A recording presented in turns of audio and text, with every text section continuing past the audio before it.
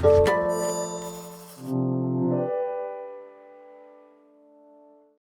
following podcast is part of a certified educational activity featuring Dr. Michael Wexler from National Jewish Health in Denver, Colorado, and Dr. Flavia Hoyt from National Jewish Health and the University of Colorado in Denver, Colorado. Access the entire activity and complete the post-test at peerview.com/PBN860.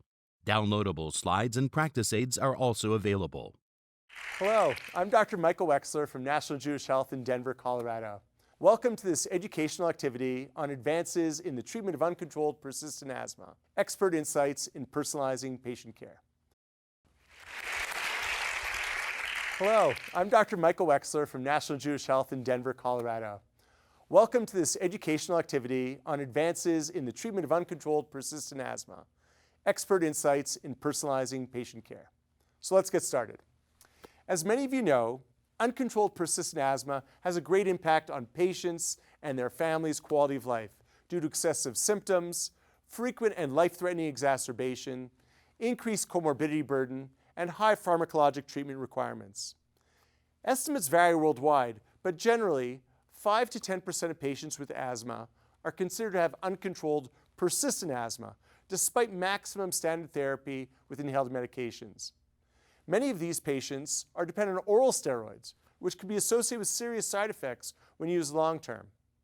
Research has shown that 54% of patients with uncontrolled persistent asthma have 3 or more exacerbations per year as disease severity worsens, as compared with only 5% of patients with mild asthma and 13% of patients with moderate asthma. Epidemiologically, the factors that are important predictors of future exacerbation include an exacerbation within the prior year, degree of asthma control, asthma severity, and type 2 inflammation. In recent years, novel research and clinical studies have provided new information regarding uncontrolled asthma phenotyping, endotyping, and treatment options. We've come to realize that the identification of the patient's specific inflammatory phenotype is important not only for research purposes, but also to implement a successful treatment plan. As I just mentioned, type 2 inflammation is a predictor of exacerbation risk. Type 2 inflammation describes an inflammatory pathway involving a subpopulation of CD4 positive T cells, known as Th2 cells, that secrete interleukin-4, interleukin-5, and interleukin-13, and stimulate type 2 immunity, which is characterized by high IgE antibody titers, eosinophilia, and high levels of exhaled nitric oxide. Group 2 innate lymphoid cells, or ILC2s, have also become increasingly recognized as key controllers of type 2 inflammation. ILC2-mediated production of type 2 cytokines initiates and amplifies airway inflammation via activation of eosinophils, B cells, mast cells, macrophages, fibroblasts, and epithelial cells. Type 2 inflammation encompassing Th2 type responses is emerging as a unique unifying feature of both classically defined allergic diseases, such as asthma, and a range of other inflammatory diseases, such as atopic dermatitis. With growing understanding of the pathways of type 2 inflammation, multiple potential therapeutic targets for type 2 inhibition have been identified, including IgE, IL-4, IL-5, and IL-13. Moreover, the simultaneous inhibition of IL-4 and IL-13 has shown significant clinical activity in diseases that are often comorbid with asthma, including atopic dermatitis and chronic sinusitis with nasal polyps. This supports the hypothesis that targeting a central driver pathway could benefit multiple allergic diseases. The most convincing evidence for the role of type 2 inflammation in asthma exacerbation comes from the effects of its suppression by type 2-directed therapies. These type 2-directed therapies include the anti-IgE agent Omalizumab, the anti-IL-5 agents Mepolizumab and Reslizumab, the anti-IL-5 receptor agent Benralizumab, and the anti-IL-4 receptor alpha agent Dupilumab. Omalizumab, which has been available to us the longest, is administered subcutaneously and is approved for patients 6 years and older with severe persistent allergic asthma. Mepolizumab, Reslizumab, and Benralizumab are approved for add-on maintenance treatment of patients with severe asthma and an eosinophilic phenotype. Both mepolizumab and benralizumab are administered subcutaneously and are approved for patients 12 years and older, while reslizumab is administered intravenously and is approved for patients 18 and above. Dupilumab is the latest biologic therapy to be approved for asthma, and it inhibits both interleukin-4 and interleukin-13. It's administered subcutaneously and is indicated as the add-on maintenance treatment in patients with moderate to severe asthma, age 12 and above, with an eosinophilic phenotype, or with oral corticosteroid-dependent asthma. Previously, Dupilumab was approved for the treatment of patients 12 and older with moderate severe atopic dermatitis, whose disease is not adequately controlled with topical prescription therapies, or when those therapies are not advisable.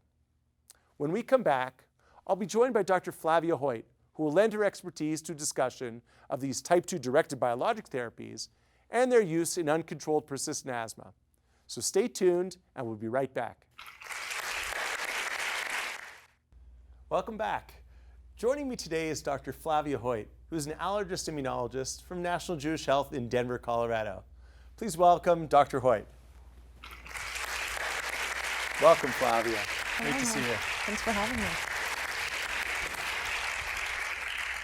So, Flavia, let's dive right in. Firstly, how should we assess poor asthma control in our patients? So there are several features that we look at in terms of determining control. And I think things like symptoms and medication use are really important. Also looking at objective measures like lung function and validated questionnaires are important as well. So we use cutoffs to see if somebody's well controlled in terms of symptoms. We don't want patients having symptoms more than 2 days a week. We don't want them having nighttime symptoms or awakenings even once a month. Interference with normal activity. We want patients to just really be able to do whatever they want to do. What about like asthma exacerbations? Those are pretty severe occurrences. So, when would you say that frequency of asthma exacerbation makes someone poorly controlled? So I think in terms of steroid requiring exacerbations, about 2 a year is really too many. I think if you have one severe exacerbation, that's also indicating poor control, such as exacerbation that lands you in the ICU or gets you hospitalized. That's also a marker of poor control. So the American Thoracic Society and the European Respiratory Society have talked a lot about severe asthma. And obviously, it's an issue that plagues many of our patients. So how are they defining severe asthma, and how does that play into your definition of severe asthma in your practice? Sure. So I think in terms of asthma, you're going to look at the most severe patients as the ones who are requiring the most amount of medication just to keep them in control, or who are requiring all that medication and still not well controlled.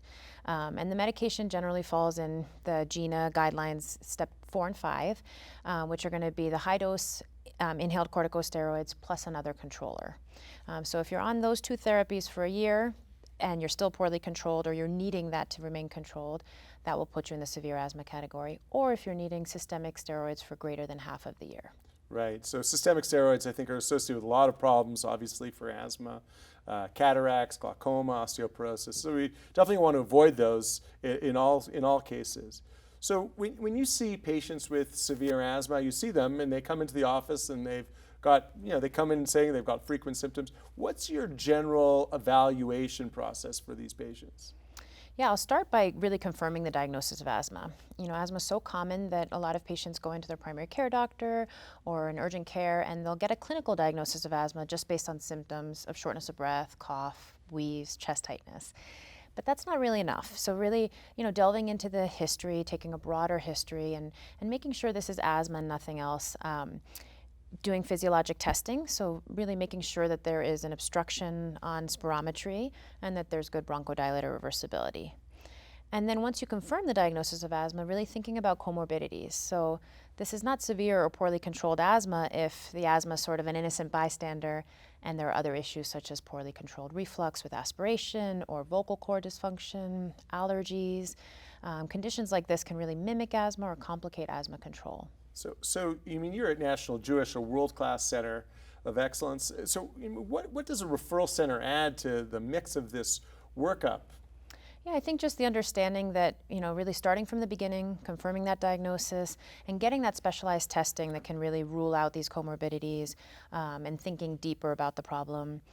In addition, I think, having more access to the newer agents. So not only do we have easier access to biologic agents, and we feel very comfortable with their use, but there's a lot of clinical research going on at National Jewish and other referral centers where now we're trying out the newer agents, and it's really a win-win because we learn from the patients, but patients can also benefit from participating in clinical research trials. And there's probably also a fair amount of coordinated care that goes on across specialties, from allergists, immunologists to pulmonologists to ear, nose, and throat doctors. So I'm sure that also plays into it as well, having that coordinated care approach. Absolutely, that's very important. So, what are some of the issues when you see someone, you say, okay, this person has asthma, and you want to figure out why their asthma isn't as good as it should be. So what are some of the features that you look for in terms of evaluating, why is this person's asthma so bad?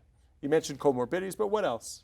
Well, we'll also start with looking at adherence and inhaler technique. Oh yeah, that's bad. Right? From what I understand, patients are only about 50% adherent to their medications, their asthma medications, their inhalers. Yep. And I think it's important really to be very non-judgmental and have an open discussion with patients. I'd ask very concrete questions like, how many times a week do you miss your inhaler? So it's sort of understood that, it happens, but, how many times a week? Just get a better idea than just saying, are you taking your medicine? Because everybody's going to say they are. So getting an idea, non-judgmental, and then getting an idea of barriers. So what's getting in the way? Is it cost? Do we need to switch the inhaler to something that's better covered by insurance? Do we need to look into cost-saving programs? Or do we need to set alarms on your phone and give you samples to try to remediate forgetfulness, which is a very common problem? Sure. And so patients, they're taking their medications variably. Are they even taking them correctly? Some of these inhalers are a little bit complicated, but are they using their inhalers properly? I think until you watch them take it, you're not quite sure that they are, and that's going to be very important, is whether you or a nurse, somebody from the team, really watches them actually take the inhaler, use the spacer, really making sure that it's appropriate, and then rechecking each time you see them. And sometimes a checklist-based approach is helpful because it really gives them concrete steps so that no important steps are missed, and sometimes gives them a paper to take home and remember what those steps are. Yeah, I think it's really critical. I ask all my patients to show me how they use their inhalers, and it's surprising. These are relatively simple devices, and yet patients can get it wrong because usually they're not instructed about how to do it properly. So I think teaching patients how to use the inhalers is really, really important. So you've now gone through some of the aspects of how you approach patients with asthma. You've evaluated their asthma control. You've determined whether they have comorbidities. So what do you do next in terms of trying to give a more individualized approach to their therapy? Sure. Well, I think starting with the guidelines or evidence-based expert opinions is a good place to start. There are several stepwise approaches. There's GINA, which is the international guideline that's updated every year, actually, which is nice. And then there's the NHLBI guidelines. There was a task force in 2013 from the ERS-ATS. So we have several guidelines to work with. And really, I think the most important thing there is that it gives a stepwise approach where you start with as-needed therapy, gradually increase that therapy as patients become more severe. So you're going to step up the approach to your patients. So tell me about your stepwise approach and what's in the guidelines. And then maybe we can talk a little bit after that about how you personalize your approach and what are the strategies, or what are the goals of personalizing your approach? In terms of the guidelines, I think most of them start with monotherapy with an inhaled corticosteroid, but at every step, they give a preferred controller and alternative controllers. And I think that's sort of the beginning of personalizing therapy, where you give the option to the physician or the practitioner to really say, this patient may benefit from something else in addition to the ICS or instead of the ICS. And as you escalate therapy, then you start moving into things like the biologics, the newer therapies. So let's talk a little bit about why are we personalizing, and what are the goals, and what's our real strategy in terms of how we're practicing now versus how we want to be practicing, in the coming years. I think we've been shifting already. So it used to be very guideline-based, sort of a one-size-fits-all mentality. And we realize asthma is just so heterogeneous that it just doesn't fit that that philosophy. So personalizing therapy really tries to think about more of grouping patients into different things that might bring them together, and then ideally even just taking each individual patient as a person and deciding what that person needs. So what are some of the ways that we can distinguish from one patient to another? There's these concepts of phenotypes and endotypes. Let's talk a little bit about those. Sure. So I think phenotypes and endotypes are good ways of grouping patients and thinking about what is underlying asthma. So phenotypes, really speak more towards characteristics such as gender or obesity, things that might, bring patients together into a given group, but there's more to the different components of that group. Whereas endotype really looks at the underlying pathophysiology. What is driving the asthma? Really looking at biomarkers, and that's going to be crucial in figuring out, what's the best endotype for a given patient and what's the best therapy. So the biomarkers that we have currently, we have exhaled nitric oxide, we have blood and sputum eosinophils, IgE levels, so either total IgE or specific IgE levels. And then there's urinary leukotriene E4, and some more experimental kind of biomarkers that may end up becoming relevant for clinical practice, such as periostin or DPP4.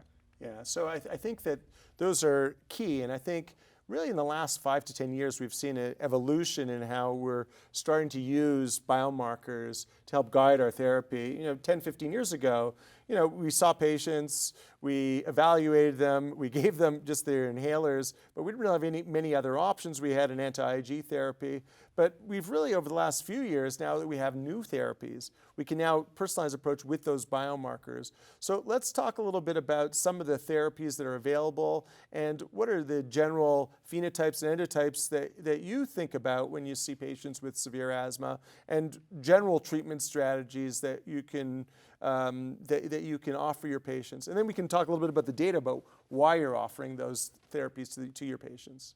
Sure. I think with the advent of the biologics, now it becomes much more relevant to look at the biomarkers that we have. Certainly our biomarkers are not perfect, but it really is our duty to use them and kind of tailor the therapy specifically to that patient. Most of the biologics we have are really targeting type 2 asthma.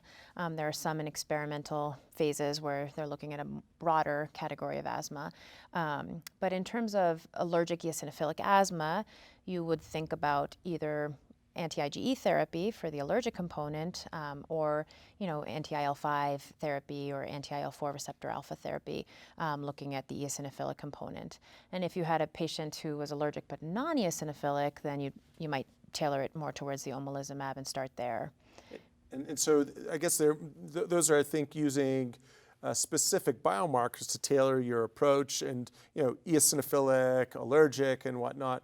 But what are some of the other ways that you think? When should I think about using a biologic, and how do you decide between biologics other than just based on mechanism alone? If there's, for instance, drugs that work by the same mechanism of action. Sure. So there, I think it becomes a lot about the discussion you have with the patient and patient preference. You'll note as we go through the different medications that some are self-administered at home, some are in the office. Some patients feel more comfortable with getting a medication in the office. Some like the convenience of getting it at home. They have different schedules. So some are monthly, some are bi-monthly, some are bi-weekly. That's going to make a difference when you're discussing with patients. Sure. Some are going to be in the office, some are going to be at home, and some are going to be intravenous, and some are going to be subcutaneous shots. And so I think that all those are important factors. So we've talked broadly about the new biologics. Let's discuss the biologic therapies that we have specifically. And why don't we start off with the oldest one that we have, Omalizumab. Sure. So Omalizumab has been around for a long time, approved in 2003 for allergic asthma. It's also been more recently approved for chronic idiopathic urticaria. And so that can become relevant if you have a patient with both allergic asthma and idiopathic urticaria. That might be a good choice. And so Omalizumab is an anti-IgE monoclonal antibody. So it blocks IgE, which is the allergic antibody. And in doing so, it really tries to stop that allergic cascade that is very relevant in allergic asthma. It's administered subcutaneously in the office, and it is given either every 2 weeks or every 4 weeks, depending on IgE level and weight. So that's how it's dosed. And so what are the data, and what are the benefits of giving Omalizumab therapy? Well, there's a reduction in exacerbations, an improvement in lung function. You know, it's kind of a overall improvement in asthma. I think the improvement in lung function is smaller than really the impact on exacerbation, quality of life, and sort of need for steroids, those sorts of things. And are there some patients who benefit more from anti-IgE therapy than others? Yeah, a retrospective study looking at the two largest phase 3 trials actually tried to break down which patients could benefit more.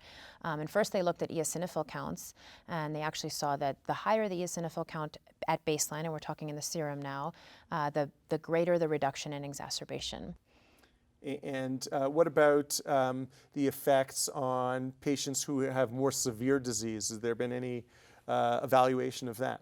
Yep, in that same study, actually, they looked at different markers of asthma severity. So how often are they going to the emergency room for therapy, hospitalized, and you know, how is their lung function? So the patients with actually worse lung function, higher steroid doses, more rescue medication use, more hospitalizations, and more emergency treatment all benefited more from Omalizumab. So the more severe patients are the ones who benefited the most compared to those who are a little bit less severe. Exactly. So the newer therapies are the anti-IL-5 therapies, the anti-interleukin-5 therapies. Why don't we talk a little bit about those therapies? Sure. So there have been 3 that have come out in the last 5 years.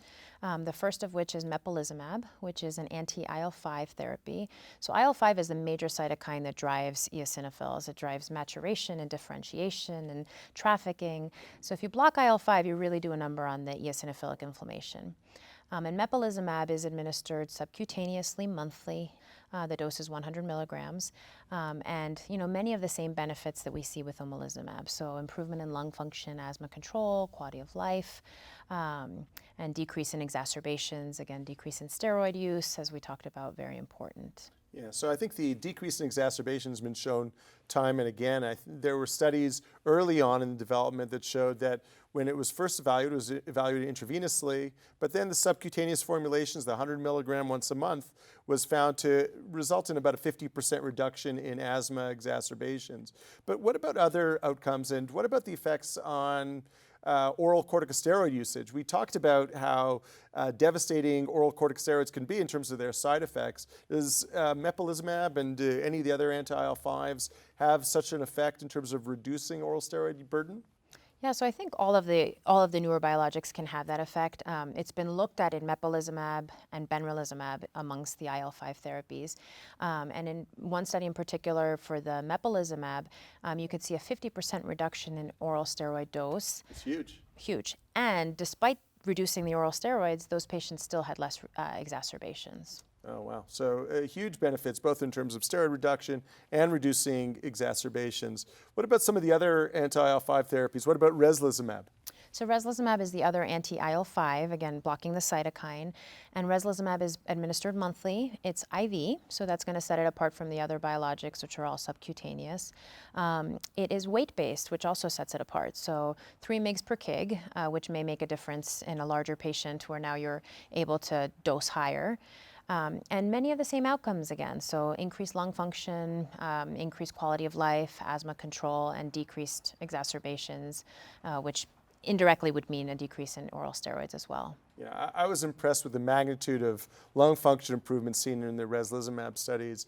You know, we saw in the order of 250 to 300 milliliters, about 150 to 200 milliliters compared to placebo. So that's huge, and I think patients, you know, they want to know what their lung function's like, and they like to see that kind of improvement. And I think this drug, as well as some of the other drugs, have shown benefits in that regard, not just in terms of exacerbations, but also in terms of lung function. Yep. And in terms of quality of life as well. Of course, of course. So that's another important outcome, and that's obviously what's important to patients. They don't come in complaining about their lung function. They come in complaining about, you know, the quality of their asthma-related quality of life. So we've talked about Mepolizumab and Reslizumab. What about Benralizumab? That works by a slightly different mechanism, but also is indicated for eosinophilic asthma. Yeah, so Benralizumab is a little unique in that it blocks the IL-5 receptor alpha. So by blocking the receptor, it still blocks the IL-5 inflammation, similar to Mepolizumab and Reslizumab.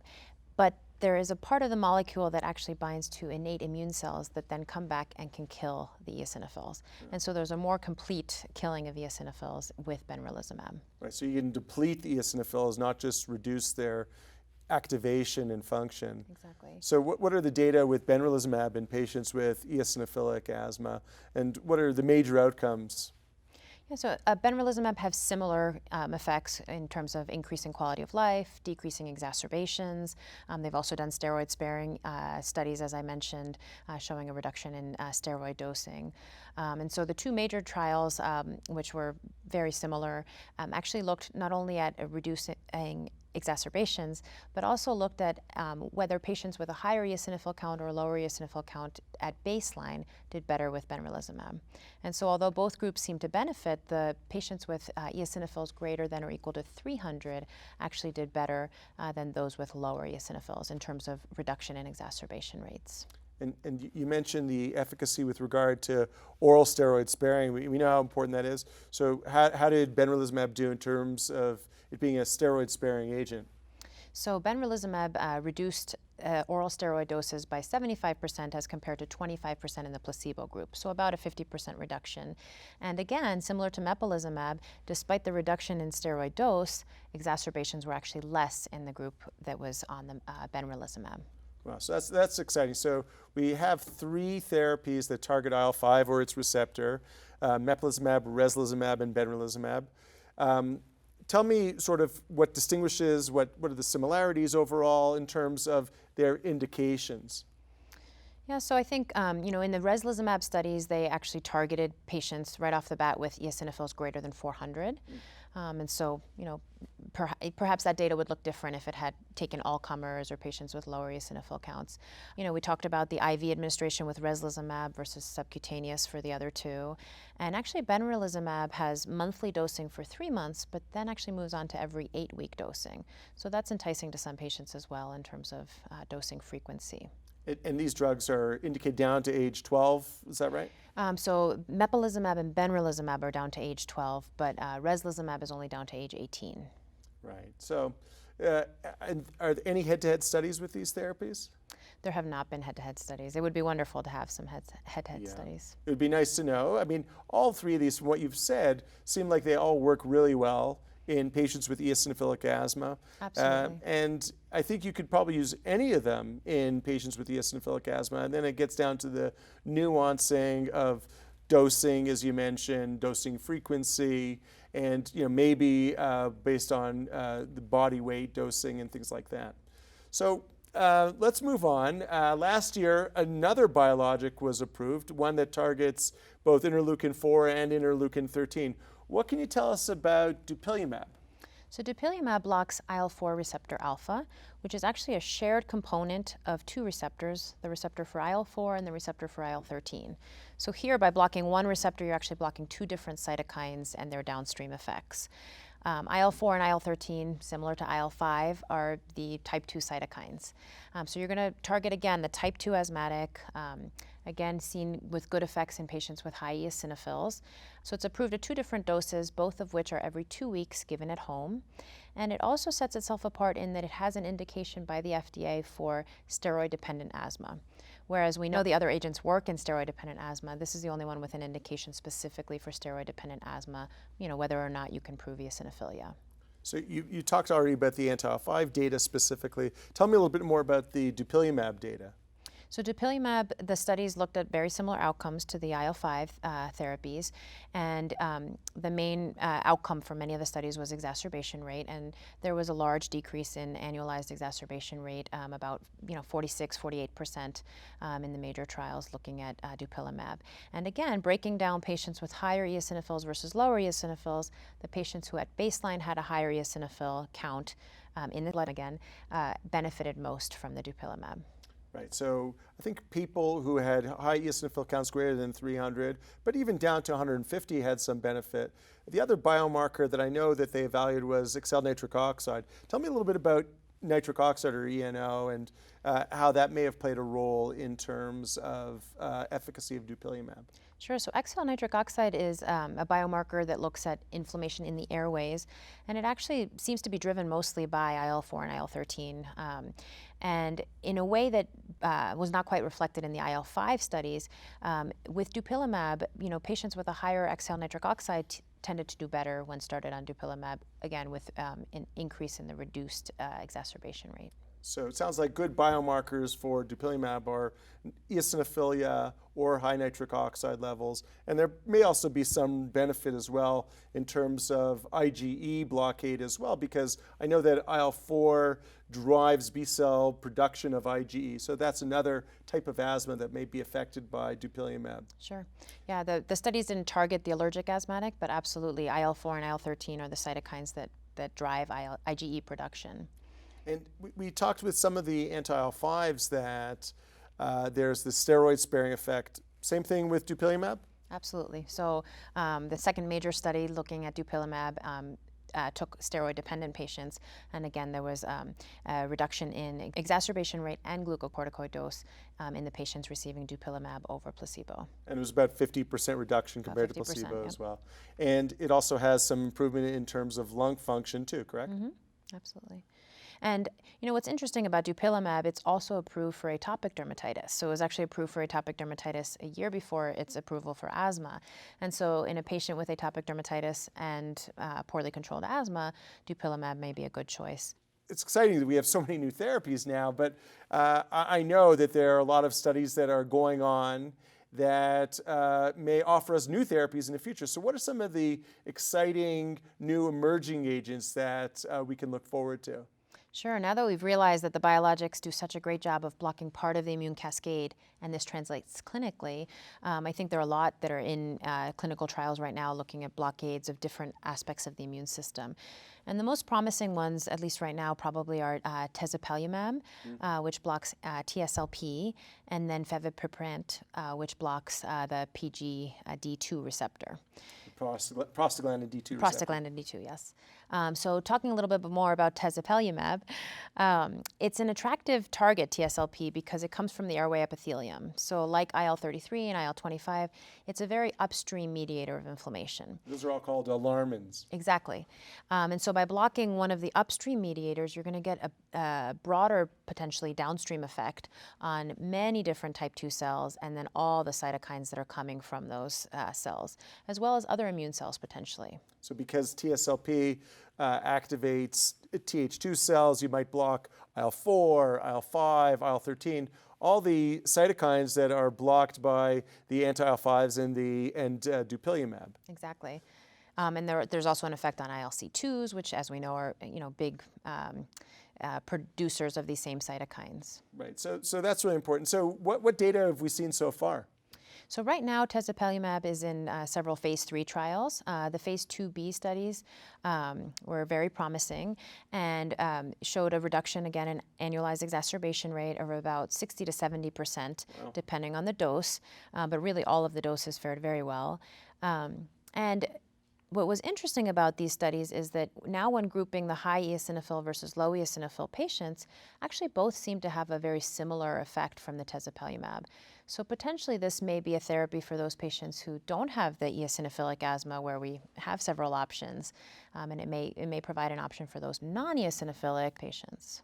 Yeah, and that's really exciting. I think 60 to 70% reduction in exacerbation is key. And if we can really affect some of the patients who have the non-type 2 phenotypes and endotypes, that will be exciting because we don't really have any good therapies for those. What about Fevipiprant? What can you tell me about that therapy? So that blocks the CRTH2, which is the receptor for the prostaglandin D2. And so again, we're talking a little bit more upstream. So prostaglandin D2 is not produced by the airway epithelium, but it's produced by several type 2 cells, so eosinophils, mast cells, and then type 2 T cells. And by blocking the receptor, you're blocking the downstream activation of multiple different type 2 cells. And have we seen any data yet from Fevipiprant? Yep, so it's in phase 3 trials now, but the phase 2b trials were promising.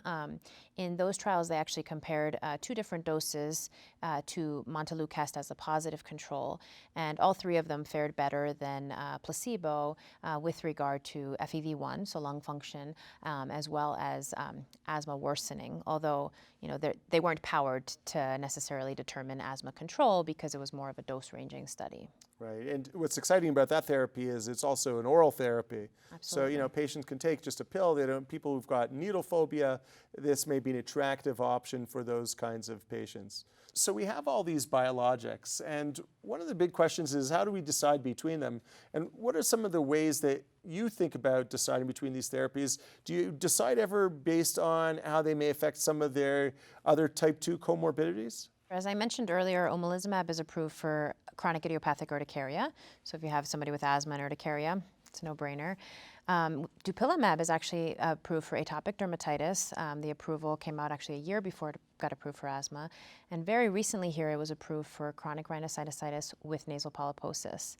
And then several of the other agents that we've discussed today are in phase 3 trials right now for chronic rhinosinusitis and nasal polyposis. So it may be that those medications are also approved.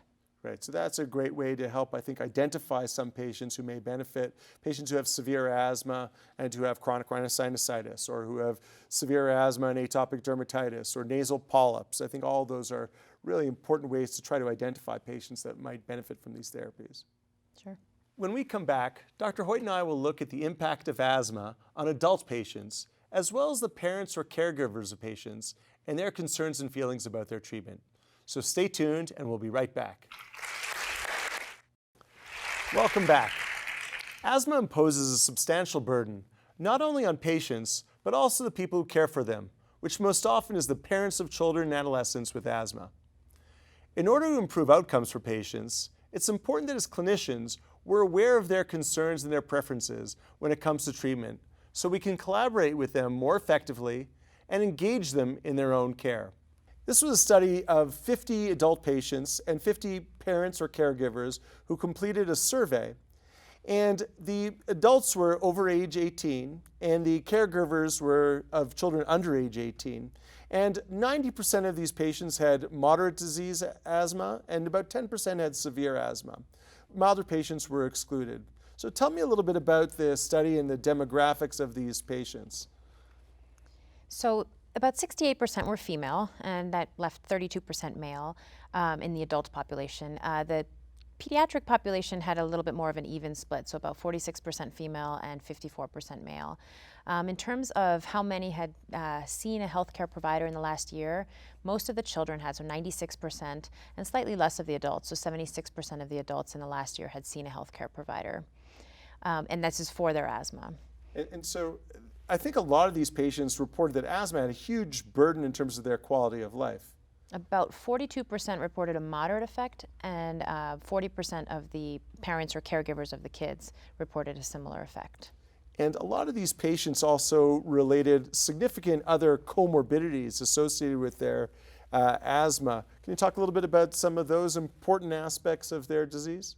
Sure. So some of the comorbidities are the things that we've talked about today: reflux, allergic rhinitis, sleep apnea that can complicate asthma, but things like depression and anxiety, which may be worsened by having moderate to severe asthma, atopic dermatitis, and food allergy, which can be seen in the allergic asthmatic in particular. Yeah, I was surprised to see how much depression and anxiety coexists in this asthma population. Almost half of the adults and about a quarter of the children reported some degree of depression and anxiety.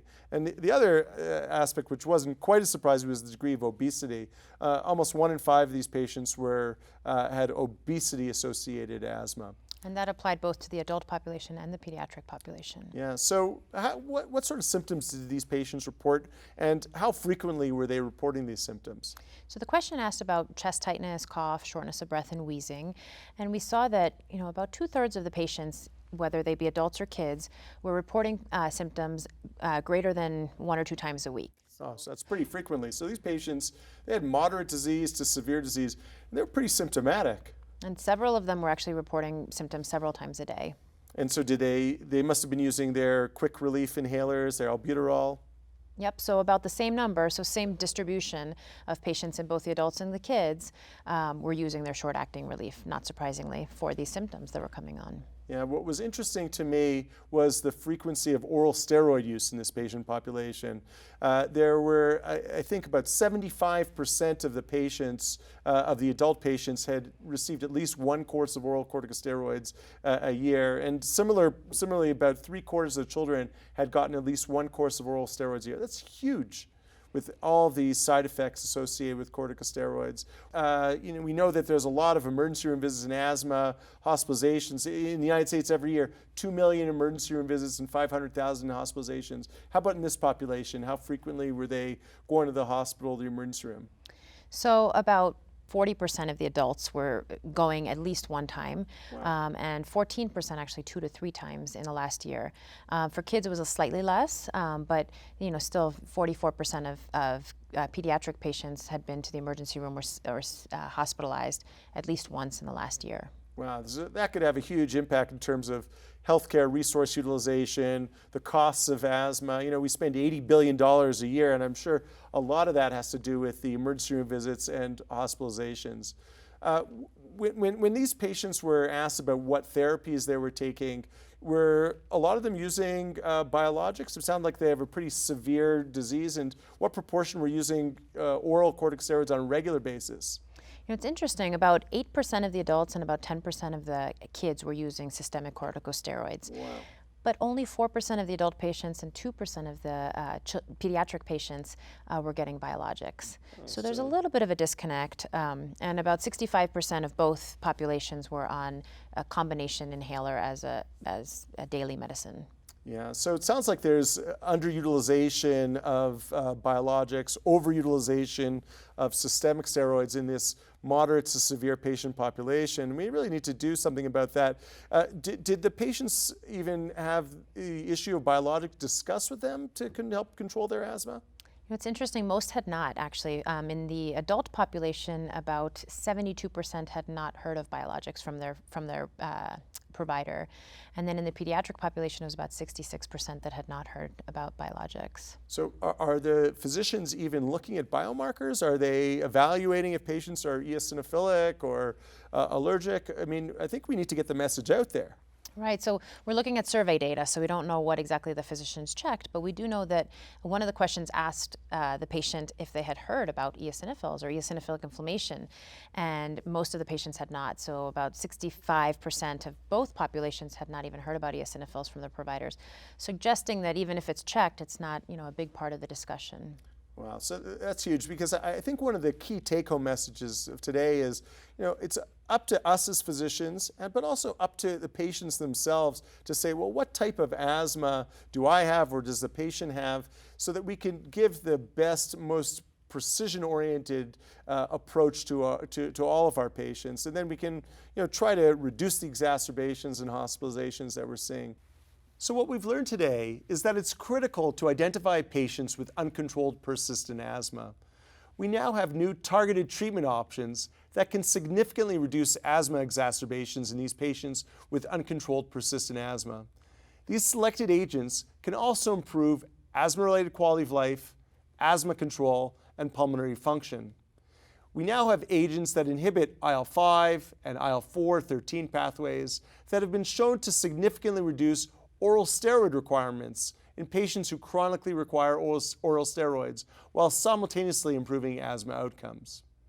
Obviously, effective communication with patients is essential to engage them in their care and improve outcomes. So thank you very much. It's a very exciting time to manage patients with severe asthma. This activity has been jointly provided by Medical Learning Institute Incorporated and PVI, Peer Review Institute for Medical Education. Thank you for listening. Download materials and complete the post-test for instant credit at peerview.com/PBN860. This educational activity is supported by an educational grant from Sanofi Genzyme and Regeneron Pharmaceuticals.